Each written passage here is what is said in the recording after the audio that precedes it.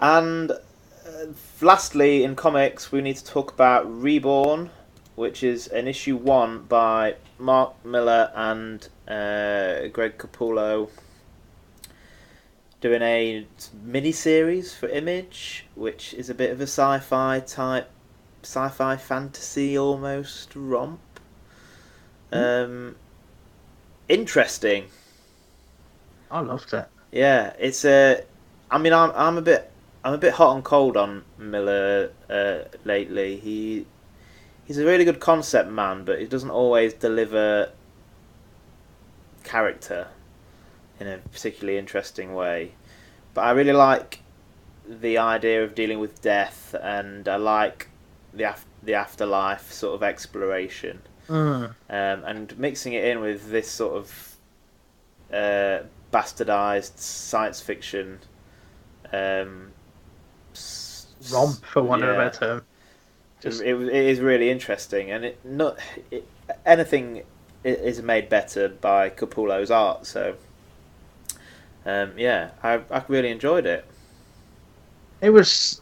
It jumped out of nowhere for me. I'd not seen it teased. I'd not seen anything about it. And I picked it up. I saw Miller's name. Picked it up. Thought I'll have a look at this. I sat there reading it, thinking this is really, really good. And I don't know if it's a side effect of my stage in life as well and things that I've experienced personally. But I mean, particularly the first half, because funnily enough, the second half, not that true. But the first half was all ringing bells for me. Mm, The laser guns and the space fighting, not so much. But there was certainly, it, it struck a chord. mm, And then the art was really helped you down that road. But the way which the writing was put together, it had quite a beat to it, and there was definitely a pacing which changed throughout, and it really you could feel it. It was similar. I can't remember what we were talking about a couple of episodes back. Oh, it was Hawkeye with the pacing of how the words were laid out on the page. This had the same thing, mm, and you could. I felt myself getting in touch with what was intended, which was really good. yeah, Really enjoyed that.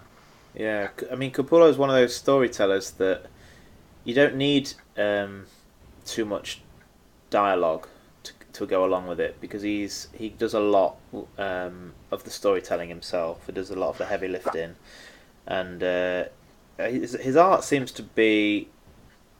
It, towards the end of his Batman run, it got a little bit messier in a way, and it seems to have really. I don't know if he's had a new inker or something coming over, but his lines are really as good as they've ever been in this book. Mhm. I just really enjoyed looking at it. It's one of those where you kind of stop yourself from reading sometimes just to take in the page. There Um, was that one page with the discs of cards sort of raining down. That just said everything it needed to say yeah, without any words whatsoever, and it was a phenomenal page. yeah.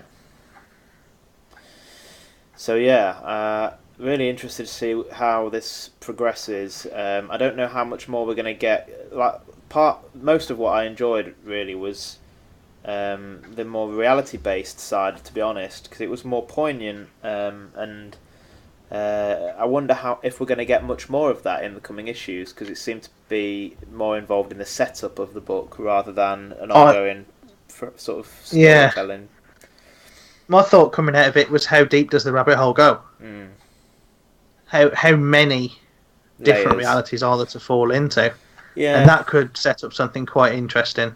I don't know how ambitious they're going to be when they've probably only got sort of six issues, because I know Capullo's got another project lined up, so he's not going to be sticking around, and Miller tends to do mostly miniseries, so Mm. I don't know. It'll be really interesting to see. We'll have to keep reading it and check back in with it next time we get the chance.